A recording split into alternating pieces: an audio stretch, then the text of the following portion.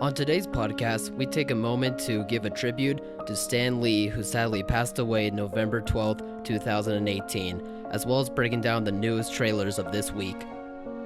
Let's get started.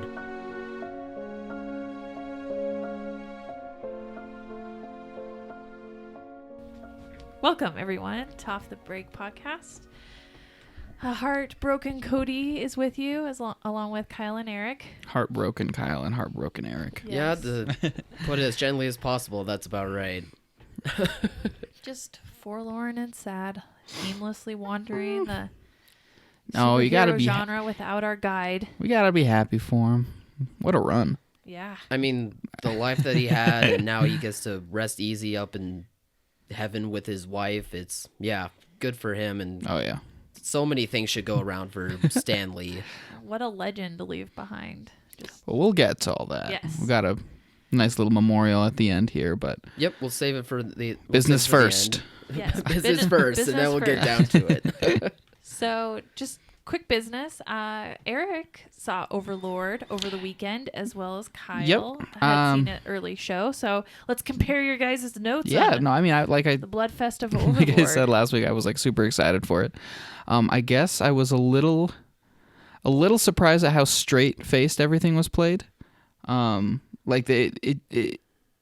was kind of expecting the gore and the violence and just the concept of Nazi zombies to have a little like wink wink nudge nudge kind of self-aware kind of tone to it, but no, I was actually surprised it was just, it was played straight faced, but I bought into it. It was just a nice simple short little movie. I don't know, I liked it a lot though. Did a zombie survive at the end, or did they get them all? I need to know this. We're not gonna give that away. There's no the end. There's no like cheesy like I don't know. I'm with Kyle. No. No, Like, tell me, Eric. It does. We do not need to give it away, but it is a great ending. Like, it's a very cool send off in the final moments. We totally need to give it away for those few viewers that are maybe on the fence about There's so seeing it. If I knew the ending, then I would go see it. No, we'll watch it. We just want to know if they burn down the whole lab and all the zombies in it, or if one survives to infect again.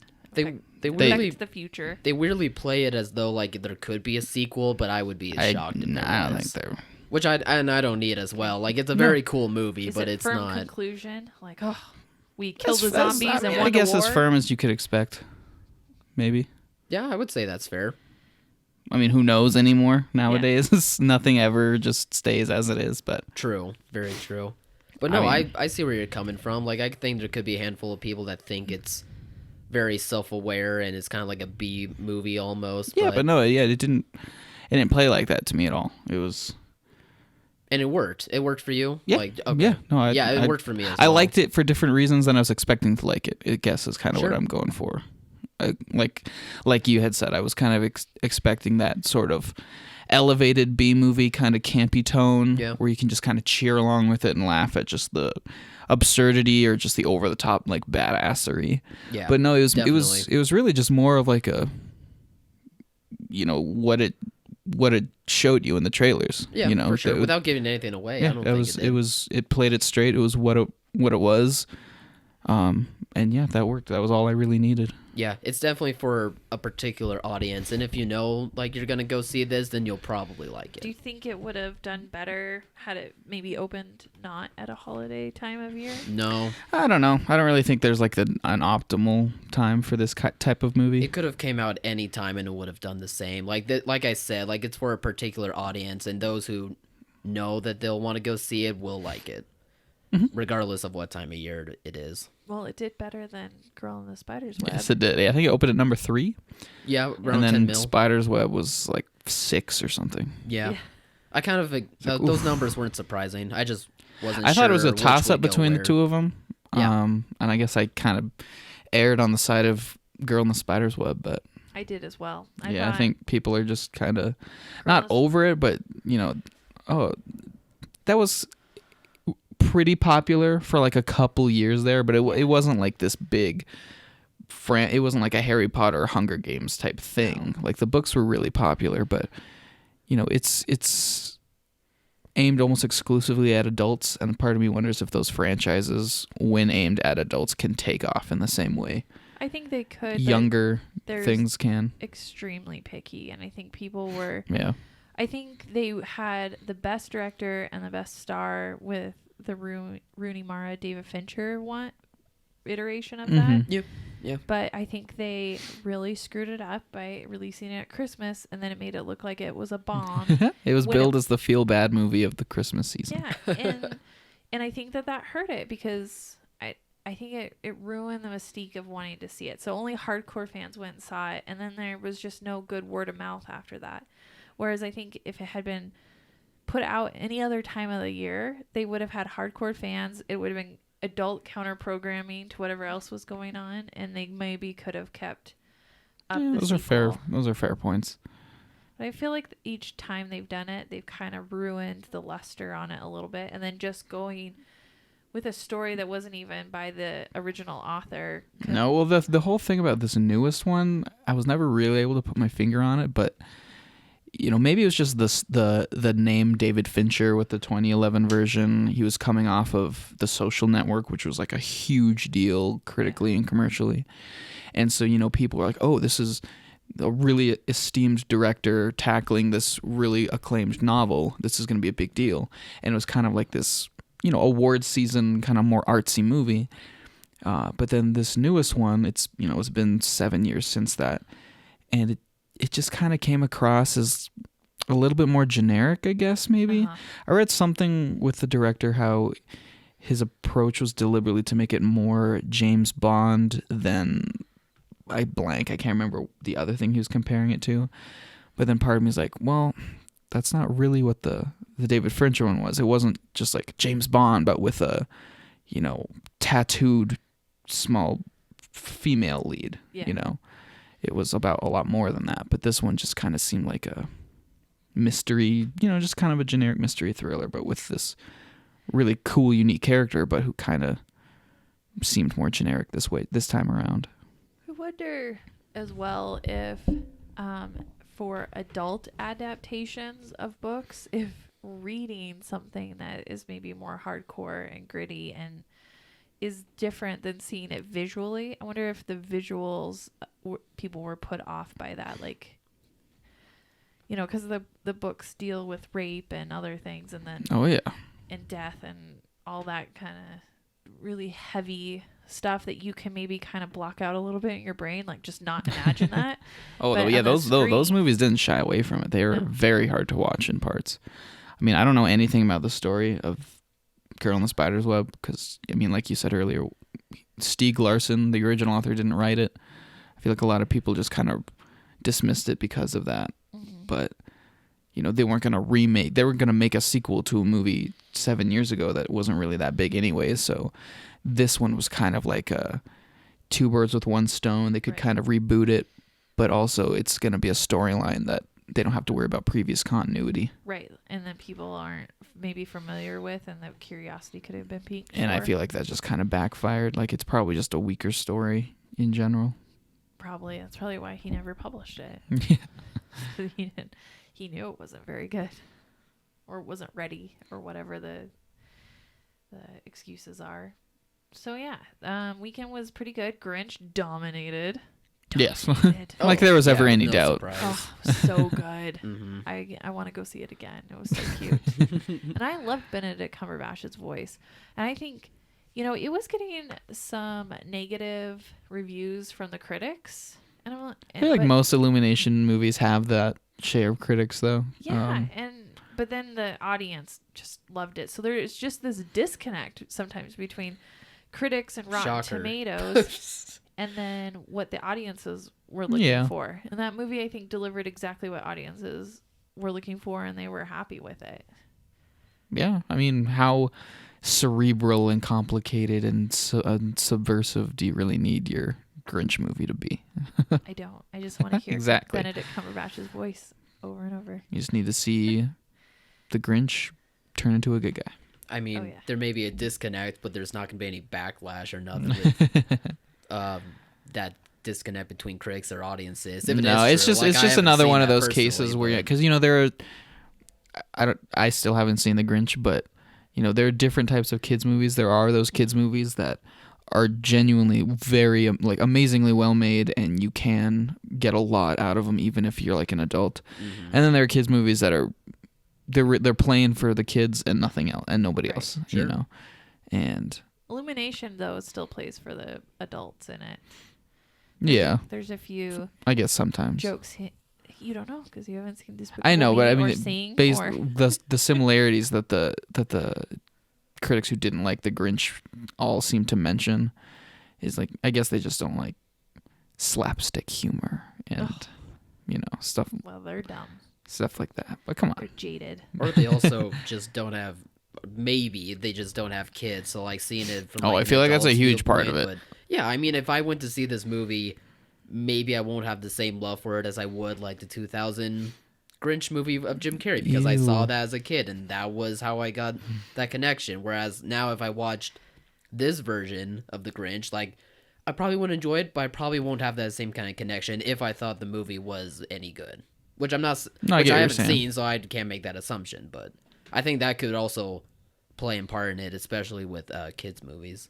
yeah.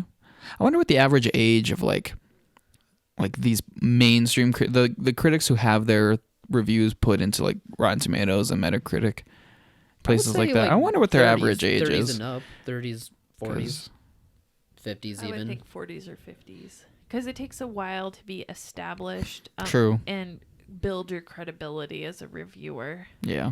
Sure. Okay. So, yeah, so probably not like early 30s, but I would say like mid to late 30s even isn't far-fetched. So they should have kids.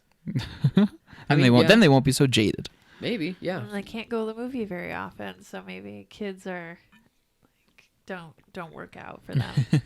Sorry, I can't stay home and watch the kids. I gotta go see all these movies. Gotta go see The Grinch without them. Yeah.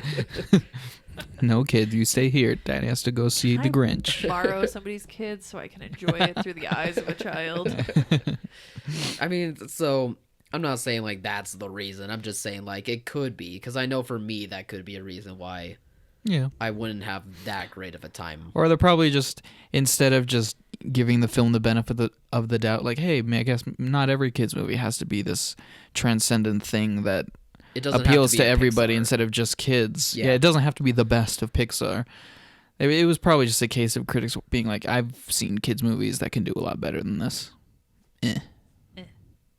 Which I mean, it's like, okay, everyone fair has. enough, yeah.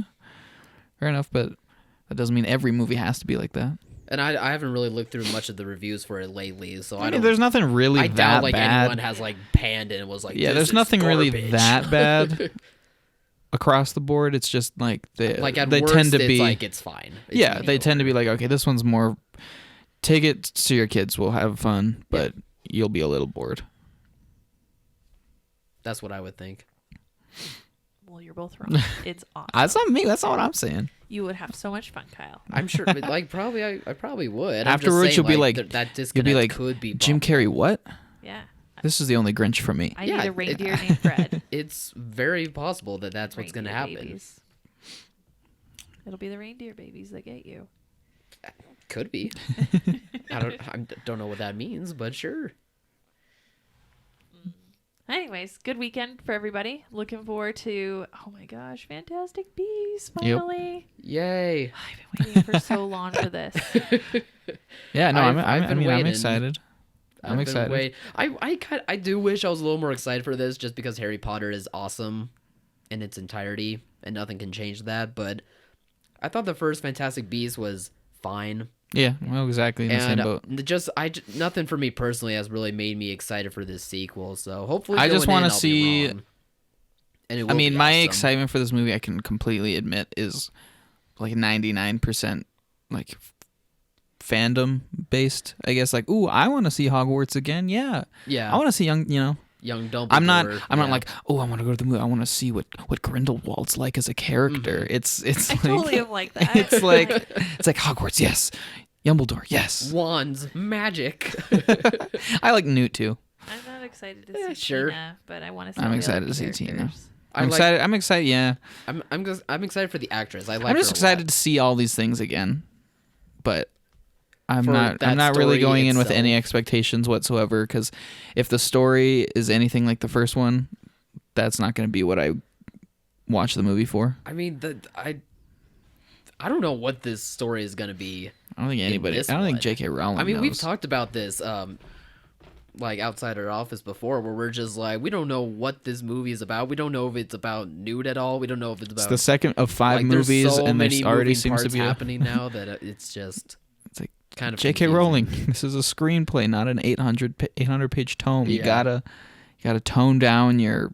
Throw everything in there. The bigger, the better. And it could all work. I mean, J.K. Rowling's very smart, very talented writer, so she could make this all work. And we're just only judging this based on trailers, but And the first movie, which yeah, I and think the was her first movie. screenwriting debut. Yeah, it was. So it's like, I'm hoping, she learned a lot and she can, Trust in JK, everyone. Trust You in know. JK. yeah, talented.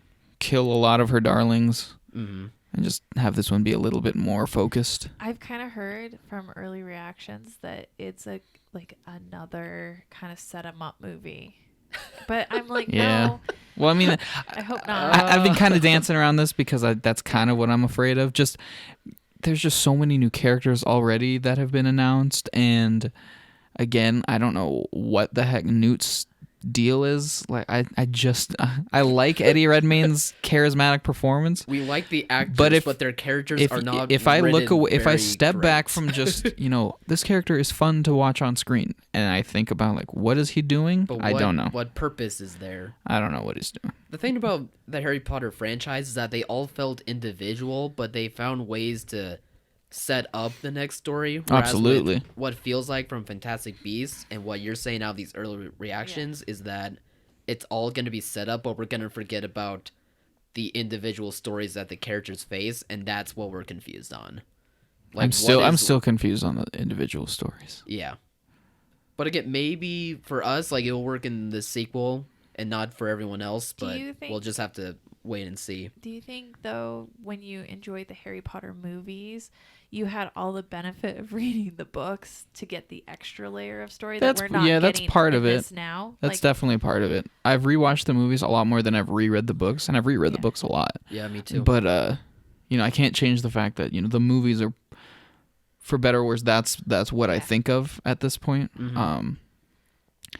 Because that's and a visual. What you No, I mean it's at the point where because I read all the books first, then watched the movies, watched the movies a bunch, and then when I go back to the books, it's almost just like it's just like that much sweeter because it's like little details here that obviously they couldn't fit into the books. It's like a little extra, but it's when I watch the movies, it doesn't feel like anything's missing because everything's there. It's self-contained, it's focused. You know what they're doing. Each movie, has a very clear main storyline. Right.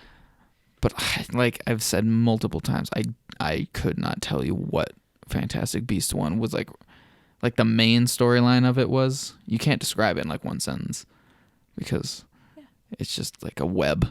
It just spreads everywhere so fast. A very big, confusing web. And I Maybe feel not like it's big, but- only going to get bigger and more confusing. Oh, yeah. But that's why with this movie, I'm turning off that part. Yeah. And just going in like, hey, I'm a Wizarding World fan. Mm-hmm. I'm a Harry Potter fan, but And I think that's going to be that's obviously going to be the majority of the audiences. That's what they're going to go back to. That's what they're going to enjoy. Maybe they'll like the story more than other people will. Who knows? But first and foremost, it's going back to the world of Hogwarts and Muggle. I can't think of anything off the top of my head. But That's casual not a over big here. Pottermore guy, but I'm a fan. Wands and magic. Wands and magic. Wands and magic. Yeah. But no, I'm excited. Me too. Well, there a couple trailers dropped this week Yeah, no. to get everybody else super excited for 2019. Yeah, seriously. The first one was Toy Story 4. I was not expecting that. No? That was I've been- very big and I've been checking, very I pleasant check the surprise. Disney's press site all the time. All they ever have had for like a year or longer than a year is just like kind of crappy pictures from the Disney conference or whatever, just people standing in front of a podium that says Toy Story 4. But now we actually have footage. Uh-huh. Got to see all the people back in action. The first teaser wasn't really much, you know. It was definitely a Disney teaser where there was like nothing, and then one little teeny tiny thing at the end. I love that. Kind of What's like his the name? Aladdin Sporky. teaser. What's I don't it? think he officially. Yeah, I don't think he officially has a name Oh, he yet, but doesn't? I everyone's thought he- calling him Sporky. Oh, is that Sporky. okay? I thought they already named him or whatever, but I'm not a toy. I already love that character. Like, I feel like he's having an just about identity every crisis. other person in the current world where they're like screaming, trying to figure out what to do. It's like he's having an existential crisis. Yeah, I don't think and he's love like, it. am I a fork? Am I a spoon? Am I a What is toy? anything? Yeah. And I bet, and right away, that's probably what the story is going to be. First and foremost, it's like anything can be a toy, and anything you listen to the can lyrics of the bring- song that they're playing in that trailer. It's like super melancholy. Yeah, Like this movie is gonna be probably very bittersweet, just I- like we've come to expect. especially from Toy Story 3, where we were like, "That's the best ending you could come up with. That's amazing." And now, who knows how they're gonna top that? But they probably will be able to. Yeah, that or just make another equally worthy entry. Yeah. Can I I tell just- you guys a secret? What? Oh no. Never really loved Toy Story, so I'm not excited about this at What? all. Oh. I think I just God. missed the cutoff for that to be like that my hurts. childhood Oh movie. man! Now, okay, No. if you said of all that, the things you could, you know, I'm it's not cliche to say excited. like that is literally my childhood. it literally But was yeah. It's not. Yeah, it a is. lot of people's child. Now, if you said that about Toy Story 2, I would be like, I love Toy Story 2. because it's good. It's a little overrated, it's but amazing. it's good. It's incredible. But 1 is fantastic, 3 is fantastic. It's like one of the best trilogies probably I think they've only gotten better. ever made. I just never got attached to them. And They're toys. I'm like, They're like the most memorable, timeless, hilarious, infectious characters ever. It could. It I don't also, say I didn't like them. I just Yeah. said I don't have this like, oh my gosh, a love affinity for them that I Yeah. see come out when people talk about them. I'm like, It was everything when I was younger, and it almost perfectly lined up. You know, it was like I'm Andy's age during those movies. Then I'm Oh, like Andy's yeah. age in Toy Story 3, where you know he's giving his toys away because he's going off to college, and it's Yeah. like, oh my god, No. Yeah, it could This just is be a me. lining up of ages thing. It could just be that a movie just didn't affect you like it did many other people. You know, I mean, Yeah. it's fair. Like, it I happens know we to all everyone. get our turn at being heartless. Mm. I feel like when it comes to Toy Story or Dory or Finding Nemo, I find Finding Nemo even worse than Toy Story. Like, oh I man, wait, you're worse. you're Yeah. losing so many Worse. I know. listeners right now. Isn't it so Oh. bad? Oh, I really God. hate. Hate? Are you gonna use the word hate? What? I do. You're gonna Finding- use the word hate Finding That Nemo. is- Finding Nemo. That is absurd. Oh, I find it so annoying. It makes What my about skin it? I want crawl. to know what went on through your brain in the trailer of Toy Story 4 where they're all dancing and they're happy oh, and, this is and nice. she's just like, With the most "Oh, this is depressing lyrics ever. awful, Yeah. miserable. Well, I was like that one. It was like Finding Cody doesn't Dory. believe parents should be reunited with their lost children. Oh, No, goodness. it's not bad. It just, I think it was, that part was sad. I think it was Dory. I didn't like Dory. Dory is She like was the so best annoying. part. Ellen DeGeneres makes that character. What? Oh, I find her good. so annoying. Oh, goodness. That is. It's terrible. We've had a lot of disagreements on this podcast, Right. but this just- might be the biggest. I'm just gonna one. sit this is- one out, know that I'm right, and know Oof. that Cody's wrong, I and just know leave it at I'm that. right. I think there are some people out there that would agree that they. I feel like there are no Again, people that would yes. no. Yeah, No. there definitely could I be didn't people. say Toy No. Story is that bad. I have my own thing about Finding Nemo, but Toy Story, I'm like, I also don't like. What's the other one? I can't even think of the name. Simba, Lion King. I Wait, don't no, like- we've already had this conversation don't like before. Lion Yeah, King. I That's not already even knew that. that's Pixar or that's Those not are Pixar. like the three ones that I've never really liked. That I'm like, I just don't get people's love of them. I don't get it. Ugh. Toy Story. To was each one. their own, but I can't even imagine I that. couldn't So even tell you what happened in Toy Story 3, except they didn't melt. They didn't melt at the end, and they got sent to another. that scene kid. though did make me think like in this Toy Story 4, like they actually did melt, and now they're just up in heaven, just like dancing, and it's like my Some brain sort of went to a purgatory weird thing. spot when I was watching it, so it kind of made me laugh a bit. But anyway, Yeah. that just I that just totally reminded me purely of that. chalk it up that I just missed. Like my age wasn't the right age at the time. Like It could have been. And so yeah. now as an adult trying to come back, I'm trying to like rediscover it, but I don't Mm-hmm. have that nostalgic like childhood love for it like I do like Mulan and Beauty and the Beast. Have you watched it I mean, those came out after Toy very Story. Fair. Well, Mulan came out after Toy Story 1. Yeah, Beauty and the Beast was probably a little before. Beauty and the Beast was before. 94. Yeah, Toy Story 1 was like 96, 97. 95, 96, something like that, yeah. Did you guys know that Toy Story 2 was almost a VOD release? I did. Yeah. Mm-hmm. Yeah, but then they decided to release it in theaters because they felt they had something. Oh, I remember that in theaters. It was What even happened so in the good. second one? Oh, Woody has like a whole like crisis of who he is. Is he... Oh, that's right. The And toy then collector, Al's Yeah. the sleaziest guy I've ever seen in any movie. That's right. And then Introduces finds- Zurg. What is it? Oh, Like, Zurg is the best. Annie or whatever. The Oh, girl Jessie. Jessie. Joan Cusack. Yeah. Yeah. I always forget Jessie's that great. is. Mm-hmm. Yeah, I mean, like I said, I With that enjoy most Toy Story depressing 2, but it's not montage. the best one. Of all time. Uh-huh. Just about how Jessie's owner grew up and abandoned her. Mm-hmm. Or just forgot about her. So sad. So sad. But she's okay now. She's with the little girl in Toy Story 3 whose name I'm spacing Bonnie. on. Is that her name? Mm-hmm. Dang, I couldn't even remember that. Casual. Yeah, so we'll see what happens with... Is she going to college now? Yeah. We have to start this Yeah, I have all no over idea. again. As far as I can tell, like, I don't know how you can apparently have another heartbreaking sob your eyes out Toy Story right after Toy Story 3. Because it's like, where do you... First of all, where do you go from that? They just got into possession of this cute, adorable little girl. What is going to happen that's going to apparently make this movie so sad? I do wonder that because the director for this is going to be the director who only worked on the short that they did for Inside Out, Riley's First Date. Like, that's his only... I think that's his only one credit. is that? It was just the 5-minute short of looking in other people's heads and their emotions while Riley's getting ready for her first date. Do you not remember that one? That one was played pretty good. before Inside Out? I think it played after.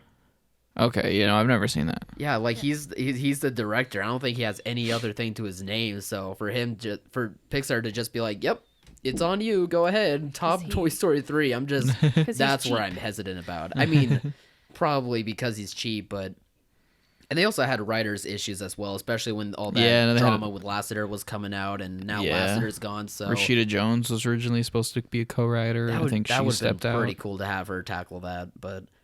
Yeah, so it's going to be interesting to see how they can pull off another story for Toy Story that can come close to what we've had the past 3 times. So the original Toy Story came out in 95, Mulan was 98, but for some reason in my mind I just blocked that out. Like I just didn't. Was it what do you think animation had anything to do with it? Cuz at its time there was it nothing was else like it. Yeah. It could have been cuz growing up when I was younger, there was a couple of things that I missed on because of animation. Like, even as a kid, I was kind of picky when it came to animated stuff, so... I thought that the Toy Story style of animation was, like, so realistic. At the time, this is, like, the next step for cartoons. And now you look at it, and it's like, wow. Oh, I still love it, but yeah, like, Sid is or creepy. his dog, just the way they look. Yeah. It's like, Didn't they make, like, Sid and Andy basically the same like model child? They just put some different features. Oh, I'm sure it was probably cheaper and also helps with the story as well, really, when you think about it. But yeah. But no, I'm beyond excited for Toy Story 4 now. Now they actually have trailers. It's like, oh, this is actually happening. Yeah, it's actually it's not just a did you know that they're making Toy Story 4? Or they're thinking of it? How are they going to do that? Yeah, it's not for a while though. I'm glad they pushed it back too. Yeah, me too. Take your time. Make this one work. I wonder if my kids will like it because we've tried to introduce them to Toy Story and they're not interested in it at all. I mean, maybe it's a genetic thing. Maybe if it's in the moment, I hope not. They'll be interested. But I would be a little surprised if they had that much interest. It might be a little too older for them, like older child. Who knows? Maybe, yeah. Your kids are what, 5 and 3? It might be 5 and 3, yeah. I'm trying to think of when I first saw it. I don't even remember the first time I saw Toy Story 1. It's just always been something I know and love. Yeah, exactly. I saw the second one in theaters. If I had to guess, it was probably 5 or 6, so it might be okay. Are there any other films that have just always been in your life that you know and love? Star Wars. The original trilogy. I don't remember the first time I saw those. I don't remember where I was introduced to the character of Spider-Man. I've just always known about Spider-Man. for me, it was like Ghostbusters and Indiana Jones and Indiana Jones Star is a good Wars. One. Mm-hmm. Like those ones, they've always just. I remember when I was movies I've first known introduced to Indiana Jones and like Back to the Future. I was young, Yeah. but I remember distinctly the first time I saw I them. remember having to close my eyes at the Nazi ghost eating melting scene. Like, Oh, we yeah, had to yeah, close yeah. our eyes. We couldn't watch that. That scene's tough. That's fair. But that's always been part of my. I don't So even know. when I think I might have like looked away the So I first could time I see- watched that scene too. I could see why I didn't love Toy Story when I was getting movies like Ghostbusters and Indiana Jones. I mean, that's fair. Like kids' movies were. See, I started sell. I started off with Toy Story and then worked up to Nazi Right. melting scenes. So No. I Yeah, get Toy it. Story is hard to watch in other ways. It's just so sad and depressing sometimes. Like I was towards probably the way end, too young yeah. to understand all the implications of like Buzz trying to jump and then he falls and his arm breaks off and he Yeah. goes crazy and turns into Mrs. Nesbit. But like that scene where yeah, oh, it's an all-time great scene. You're absolutely right. But like I never thought, in the moment of like him Oh, that's him good. jumping, it's like slow motion and him thinking that he can actually fly. I would Yeah. just cry as a kid. I was like, no, no. That's really I don't know why forgot this about was so that scene. You're sad. right. That's probably one of the better scenes now that I think about it. Oh, oh, it's a great scene.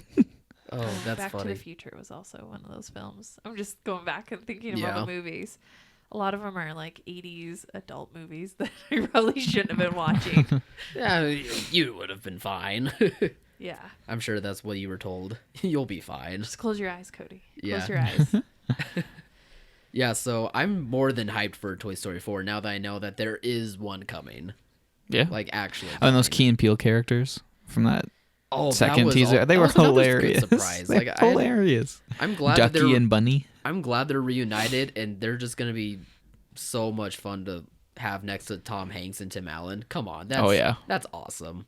That's Oh, really there's gonna be cool. so much riffing and witty banter. Yeah, I like them making fun of Buzz Lightyear. Yeah, something you don't know anything about science or something like that. You I can't go liked- beyond infinity. They're What just was like, it? what? To Infinity and your mom. Yeah, to infinity. Your mom. And your mom. Yeah, I wish I could memorize all of their lines by now, just so that way I could repeat it. Yeah. But go watch that one too. That one's Oh, they're really gonna funny. fit. They're gonna fit right in. I did enjoy that one a little bit more. Probably because I have really depressing lyrics that are just making me think of what the ending of Toy Story 4 is gonna be like. I can't even imagine. Maybe they'll find themselves at Sid's child's house. Surprise. Sid's a garbage truck guy now. He's probably Oh, yeah, he calmed is, down. isn't he? Yeah. Like, Yeah. didn't they confirm that or something? Toy Story Yeah. 3, yeah, he's wearing that same skull shirt. Yeah, and he's just that's like right. drumming to his music. I was like, okay, he's probably fine. It's also it's kind of sad too because he could have changed his ways and been like a doctor or a scientist, but now he's a. I like to think he's happy. Unless if he's happy, Yeah, he's sure. happy. I mean, he He's seemed like happy. he was joyful too, so maybe I'm wrong. He's got his rockin' tunes. He's got his stable job. Yeah, There you go. he's making his living just fine. Yeah, all right. What do I know then? Well, did you guys, as far as childhood go, get into the Pokemon films and cards and games and all that? I never played the cards. Watched the show a little bit, and then I got into the video games a little bit later. But Yeah. I was totally all in. I I got the little junior young reader novelizations of the TV show. I would read those. I mean, I had a few cards here and there, but no, not to the extent of like most of my friends that grew up. Or Pokemon though, that's a fandom that so many people are like absolutely as obsessed as they were when they were little kids, like Yeah. Oh, even yeah. now. It doesn't go away. And it's like, okay, like I'm not judging you whatsoever, but it's like, are you really still that into this? Like, I mean, Pokemon Go as is far when as I realized that the fandom yeah, was still real. I was I'm like, wow, yeah, there's no way really? that you love this quote unquote game that much. Like, it's Good on them, I guess. just put a Pokemon on anything and you'll love it. Yeah. Well, I never got into Pokemon at all. I Yeah. think that just passed me by. Maybe No, I was that- too isolated in this rural community up here to really get into it. But It could have been that, but Yeah. Pokemon makes a little bit more sense. Like it wasn't. How do I say this? Like it wasn't. It was mostly a game for boys at that time. You're talking to a girl that was into Pogs. I mean, Do you even know what those are? I'm trying to say this like as I should have been delicately into as I it. can. Like I could have seen you being into it, but for the most part, Right. like it felt like at the time like it was niche for boys, but it's grown into being more boys and girls. Everybody's like it's definitely changed a lot. It's easily 50-50 now. Yeah, easily for sure. But when it like first began and especially was introduced in America, it was definitely leaned more towards boy heavy. So That's true. yeah. I did like Pogs, so I should have liked collecting Pokemon cards. I mean, probably, yeah. Yeah, That's like not I to say said, there weren't. It was just I don't even think I got into it because of that it was Pokemon. I think it was just because the games were fun to me. You know, I liked role playing games, and just the way those games played when I was as young as I was like, oh my god, this is like the most epic undertaking I've ever been on. Yeah, I mean, I can't put it down. for me, I just didn't grow up with watching anime, so that was just kind of. No, I didn't watch anime either, other than the occasional Pokemon, if it was on. But yeah, probably even that. But I didn't either. But I think I know what you're leading us to. I'm leading everybody don't. to the well that is Detective Pikachu. That trailer was awesome. I mean, I thoroughly enjoyed it too. I was not expecting to like it as much as I did. I wasn't expecting to not like it. I was like, okay, what is a live action Pokemon movie even gonna look like? Yeah. I can't even picture it. And then I watched it, I'm like, yeah, that's live action Pokemon. Surprisingly, it doesn't look that weird. No. It looks a little weird. It looks weird, but it looks weird in the way, because I'm comparing it to like, weird. you know, they're obviously CG and not human. Yeah. So in my mind, subconsciously, I'm probably comparing it to like the CG animals of the Jungle Book, or all of the tiger in Life of Pi. These like real world animals that I've seen done in CG that look, totally flawless. yeah, But then there's no way to make these look like they're real and from this world, because they're obviously not. Yeah. So once I got over that initial like, okay, they look a little weird, but Pokemon are weird. So right. Plus, and then I was totally into it. Plus, having them be only animated, for as long as they have been, like we're just so used to seeing them in cartoon form that seeing them as an attempt in live action could also just be startling. Like I know that's the issue for me when it comes to this trailer, but and again, that's not to say the CGI is bad. It's not. I wouldn't say it's bad, it's just but it's jarring. Pokemon, yeah. But I think thought it looked so good. I think they did it. Pikachu Yeah. looked so cuddly. Like he looked adorable. Him. His little like wrinkles in his brow and stuff. Those are the best. But I think the approach they did with the visual style of it is really gonna work in terms of not totally alienating like diehard Pokemon. Like fans like, okay, those guys these are my Pokemon.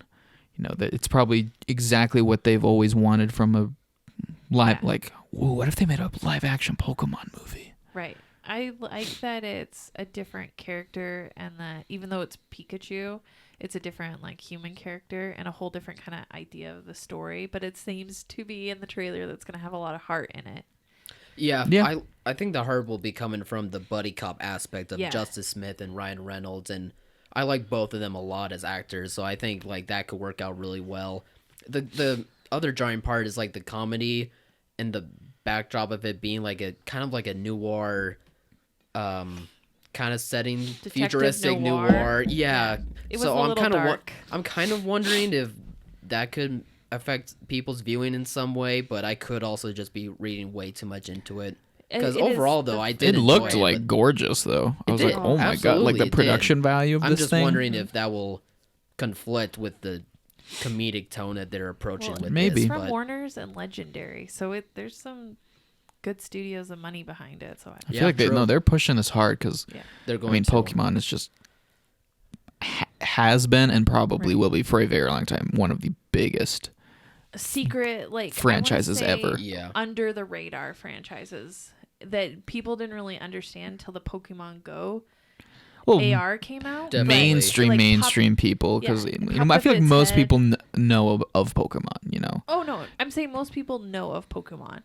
But I think the fandom of Pokemon, like the diehardness, didn't like poked its head up a little bit with the Pokemon Go AR, and then kind of slowly went back down to being underground. So I wouldn't be surprised if this isn't like a sleeper hit type of thing. Like, I think it's gonna be it's gonna be huge. Yeah, I'm calling it right now. I do. Too. It comes. Pokemon fandom is ginormous. Doesn't it come a little bit after Avengers 4? Is that correct? I don't know. What is it, like June, July? Maybe. I was thinking May for some reason, but I could be wrong. Because That would be my Avengers one- 4 is what? Is it May. also? It is May. As of now, it's May. That's my one concern. Like, I know the Pokemon fan base is very beloved, as we repeated just now, but Avengers would be my one concern. But if it's spaced off enough, it'll probably be okay, where it could be a moneymaker. Oh, it's gonna be It's May 10th. May 10th? And then Avengers Detective 4 Pikachu is, or May 4th, right? May 2nd? May 3rd. May 3rd. Ooh, So that's a one week week. apart. Ooh, yeah. That's pretty close. We might see a move around, a shift in the. I think so. I wouldn't the be schedule. shocked. If I was heck, Warner Bros, Avengers, I would be very confident. in this Avengers thing. 4 can move up its release date again. I don't know, but And it might, like, who knows how. I'm sure that changes because they're gonna want a worldwide release on Avengers 4. So Oh yeah. oh yeah, no, starting in what am I trying to say? No, starting overseas first, like they normally do. Like just start I would worldwide think at for the same this one, time. they would want a worldwide, like, ka-ching. Yeah, I It's think so out. too. Oh, it's gonna be huge in every market. Yeah. Pokemon is. And I feel like a lot of the fan base of Avengers overlaps with Pokemon fan base. I would say so too. Yeah. Like the Venn diagram's like a circle. It's just one circle. So I think they're just both gonna be behemoths. Yeah. All the Okay. all the parts seem to be there for me to feel comfortable thinking that it's gonna be really good. Like there was nothing that was like, Yeah, I don't no, know, I people. This I looks kind of too already want to weird. see another trailer. Just like, okay, I'm really interested in this take you guys have with this. Yeah. Really, I just want to see more of adorable I furry liked Pikachu. how But they had the juxtaposition of Ryan Reynolds, like, kind of smart Alecky voice with a super cute, like, Pika Pika. Yeah, Oh they're my gonna gosh, play I that love well. oh yeah, no, I I'm think glad they're they gonna play addressed that off that. Yeah, well. because everyone's Yeah. gonna be like, okay, what the hell? This is. Everybody knows what Pikachu sounds like, and Yeah. it's not Ryan Reynolds. Yeah. And then they threw that little thing in there, and to me, it's kind of like, well, yeah, what did you expect? Like this whole movie, Pikachu's gonna be like, talking like this. It's, Yeah. nobody wants to listen to that. No, I think the trailer was so well done that they, like, got ahead of some of those things. Oh yeah, I think they Mm-hmm. I mean the first shot of the trailer too is has a whole bunch of the Pokemon. It's kind of dark and shadowy, but Yeah. if you pause on the initial thing, you can see spot them out and it's this like, oh, Pokemon, okay, this yeah, they're coming guy. right out of the What's gate, his name? showing us their take on it. It's like, yep, all the designs are unchanged. They're just rendered realistically. And Ryan Reynolds is Pikachu. Yeah. Deal with it. I think you're right, Cody, that they got ahead of the game of this pretty well, because the feedback I keep seeing on like different sites and different threads and this and that is that everyone's basically enjoying this trailer. Like a lot more than I thought. The it worst would. things I've read are still positive. They're like, surprisingly, this new Pokemon trailer isn't terrible, or like, Yeah, like it's why is this Detective Pikachu trailer kind of good? yeah. And it's like, I don't know. Which I mean is fair. Like this is based off just a one-off video game that they did a couple of years ago. Yeah. And you come up with like a creative twist to make it a movie. Like it's so ridiculous that it could work or it could fail really hard. And so far, it's working in Warner's and Legendary's favor. Well, I think what's helped is that there's been no Pokemon movies, like No live action ones. Live action, huge but no, even in the last few years, no huge No, theatrical release. I mean, nothing, I saw that. the well is dry for this. I saw that the original animated one in theaters, and that's kind of become like a cult movie. Uh-huh. I feel like at this point, because it's a pretty terrible movie, but Pokemon fans love it, and it's a guilty pleasure. I'll still watch it, but that's really, and there was a bunch of other animated ones afterwards, but All they're VOD. yeah, pretty much. I'm sure some went to theaters, but nobody outside of Pokemon diehard fans. Pokemon fans sought them out. Yeah. But this is like kind of transcending that. Oh, it's just another animated Pokemon. It's like, oh, this is like a mainstream tentpole event, You have movie. This is the first time we've seen Pokemon like in an actual movie. You have to think after this, if it succeeds as much as we think it can, like studios are going to be going and looking for like Yu-Gi-Oh or I don't know, Beyblade, Digimon. Like they're going to go after these There's no way. properties Dinosaur that King. yeah, maybe. I mean, There's no way. Not allowed in my house.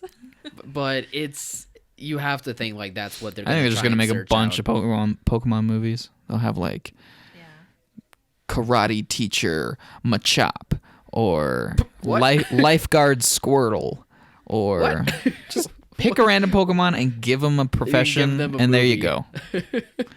People will show up because what was the karate chop? It'll work. I don't know. He's a Pokemon who like fights. Who just does He's martial arts guy. Martial arts guy. Yeah. Okay. But I feel like it'll turn into that Marvel Cinematic Universe thing where people have their own favorite characters, and so who's that all you Pokemon? There you go. When is his all movie? you have to do is just announce that like, oh yeah, no, don't worry, we have a Charmander movie and a Bulbasaur movie coming out, and people mark their calendars and be like, oh my god, I choose him as my starter every time, and then they'll go see that.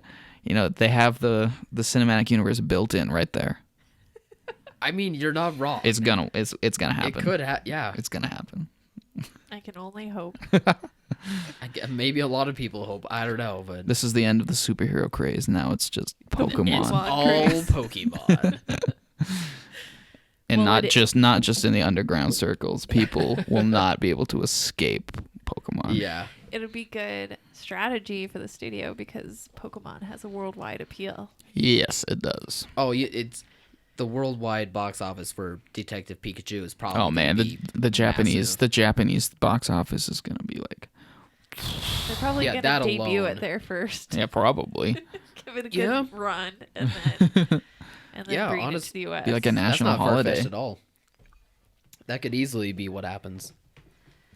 Oh, wow. So yeah, no, I just thought that was exciting. That the trailer was weirdly intriguing. Yeah. Surprisingly, And I think that Warner Bros. Good. Is sitting on big fat stacks of cash. I just hope they move it, or Avengers 4 moves. I hope Avengers. Because I want them. I mean, of course, I want them both to be as big as they can be. Yeah. I just want Avengers 4 to move back earlier, like into April. Like Infinity War did. Or if you could release it tomorrow, that would be cool. Just get it out of the way. I don't even need to know who Carol Danvers is. Just get it out of the way. Sad. Marvel. Yes. That leads us to our last topic. Yep. The late, the great Mr. Stan Lee. Yeah. I mean, it was always one of those things where it's like, oh man, when Stan Lee dies, I'm going to be really sad. Yeah. You know, it's not like, oh man, can you imagine? He was 95 years old. Right. Like, yeah. Did not nobody come is out of left field. really, nobody's like, what? No. Somebody assassinated Stan Lee. What happened? He was 95 years old. Yeah. But it's still sad. no, it's incredibly bittersweet, I would say. I mean, you talk about, true like legendary people, like, oh my god, that guy created or helped create like dozens upon dozens of things that are going to outlive everybody. I mean, the Marvel movies the characters that you watch now, it's because of him. Yeah. Like just about every single one of them. Like 6-7 decades ago, he created these characters who would go on to just, change the movie industry, revolutionize the comic industry. It's crazy. Yeah, he just left a career, especially in the comic book industry, that will not be matched. There's just no other way to say it. Like never again. He's always going to be that much of a legend. He built a whole yeah, pretty industry, much, and then transformed that and had an influence over the movie industry. It's just crazy. So yeah, he had all of that in that stage of his life. Then he, I think, like ran or just kind of vouched for the comic book industry or for Marvel and was just kind of doing that. And then in his like 80s and 90s, he's just the cameo king. Right. I'm sure people who don't even know who he was, or didn't realize like, oh, that's Stan Lee, probably Recognized started him. being like, hey, okay, I wonder if that funny old guy is going to be in this one too. We got to keep our eyes out for him. He just has so many different legacies to so many different generations. There's so many different types of people, like whether they know comics or whether they just watch the occasional Marvel movie. I watched. He had a reality TV show called like Who Wants to Be a Superhero or something in like the 2000s that I watched. Mm-hmm. It's like he's done everything. So cool. I think what's also amazing is that he was so big on the convention circuit and like created and really like stood by his work, but really bridged that gap between being an artist and creator and fans. Mm-hmm. Yeah. Oh yeah. And up until like, well, it's not like he was getting all possessive or snooty about his creations. Like, you guys don't understand what Spider-Man's all about. It's like, no. He's like, Spider-Man is about whatever you bring to the table, or whatever he helps you discover in yourself. I mean, his character Spider-Man, I know, touched me in a major way. Yeah, like I said, I don't even remember. Spider-Man's just always been somebody that I know and related to. Yeah, exactly, and that's the thing with his characters. Like, he made them so bizarre and unique. Like, especially with like Fantastic Four or the Hulk, like he made them to be characters that you would consider monsters, but really at the core of what they were humans. They were relatable people just like us, and to risk his career like he did, because he created Fantastic Four on a whim, just so that way he can create something that he wanted to create that he thought people would enjoy, and it worked the way that it did, and it helped his career set off from there, where he was able to create Spider-Man and helped reestablish Captain America and made Iron Man and Daredevil and it Hulk, Thor, everything that he did just by risking it all because of what he wanted to do and what he thought was right for. I mean, when you think about, it's just remarkable. When you think about the like humanity and the heart that he puts, him and the other creators, Steve Ditko, Jack Kirby, that all of the humanity and just real worldness they put into these otherwise like totally fantastical characters. Yeah. It's really not that hard to see why superhero movies are the biggest thing ever, right now, or for like this long time, because it's just like it's a fun, universal, like agreement that people have, or most people have, where it's like, hey, these, maybe they can't articulate it for themselves, but it's that little childlike spirit, that are still resonating with. I don't know. I think it's beautiful. I mean, my childhood would not have been shaped the way it was had it not been for Stan Lee. Like, he was easily one of the most influential people for me. Like, without a doubt. And that could be said for so many other people out there in the world. Like, just the lives that he touched. It was magnificent. Endless amount. What were your guys' favorite cameos? We were kind of discussing this earlier. Oh, they're all great. I feel like I liked them more towards like the middle, like a few movies into the MCU, because now it's going to happen, and they're usually always funny. Yeah, they always are funny. Started getting actual lines, like in the Iron Man one, he just turns around because they think he's Hugh Hefner. Yeah, but it's really funny because he's still in that like velvet jacket with some ladies. I would have to say it has to be Sam Raimi's Spider-Man, just because that was the first one to my memory that I saw where I was able to finally, at a young age, put a face to the name. Which the first Sam Raimi Spider-Man? Yeah, wasn't he in that one? He cameoed in that one, right? Well, I'm sure. Yeah. And I remember his Spider-Man 3 cameo. That was definitely the one. It may not be like the best one. What does he do in it? Just for, like I said, like I'm trying to remember it now, but I just remember seeing his face there for the first time. I was like, oh, that's Stan Lee. That's really cool that he's standing next to Spider-Man, Like, I get it. Meta joke. Yeah, exactly. That was like one of the first times when that happened, and it was something special. So. Yeah. No, I get that. I love his Spider-Man 3 cameo because it's not even really that funny. It's the best. It's part just of the kind movie. it's just an earnest little. He just looks over at Peter. He's like, I guess one person really can make a difference. Enough said. And then he just like walks away. It's like, oh, it's weirdly touching. Yeah. Enough said was one of his like catchphrases. That and Excelsior. I was about to say Excelsior. Yeah, but like enough said. I love it. That he always used. I love his in terms of comedic effect though. I love his Thor one. Yeah. Where he hooks his truck up. Yeah, he hooks the truck up to the Mjolnir. Did we get it? The Amazing Spider-Man one is also pretty funny too. Like, no words, but it's just him with headphones on cleaning a classroom. Yeah, classic. There's chaos. Classic comedy trope. Oh, for sure. It's Stan Lee. So what about, was it Deadpool where he's like, and next Rebecca? That where he's the old man in the booth at the strip club? He was. Oh yeah. Next Rebecca. That was great. I think it was an interesting way to insert him and because you had always seen him in PG-13. Yeah, you had seen him in the Disney Marvel movies. And then there he was in Deadpool, and you're like, yes. I think one of the craziest ones also is in Guardians of the Galaxy 2. Oh yeah, because he's with I don't want to. Oh, what I forget their names now, but he's basically like quickly shown to be with like the most powerful beings in the galaxy, and it just led to so much speculation of being like, what if he's just chilling he there. is one of them, and what if they're gonna make him be like this almighty? You said Guardians of the Galaxy, and I thought you meant the first one where Volume 2. Sorry, where Peter Quill is like dirty old man, where he's like chatting up that girl. Yeah. Oh no, it was not Peter Quill, it was Rocket. When Rocket was seeing Stan Lee. Yeah. No, I meant Volume 2. My bad.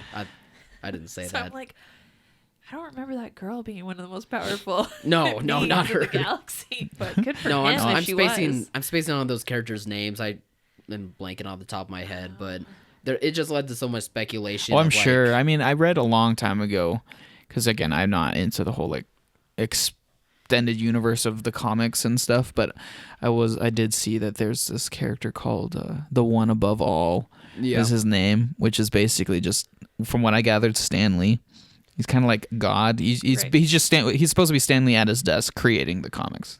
Yeah. And I think Spider-Man meets him at some point. Oh, you're thinking of the 90s show. You're thinking Spider-Man, of the 90s show. It was like their final episode. Ends up like running into him. Yeah. And it's just like, hey.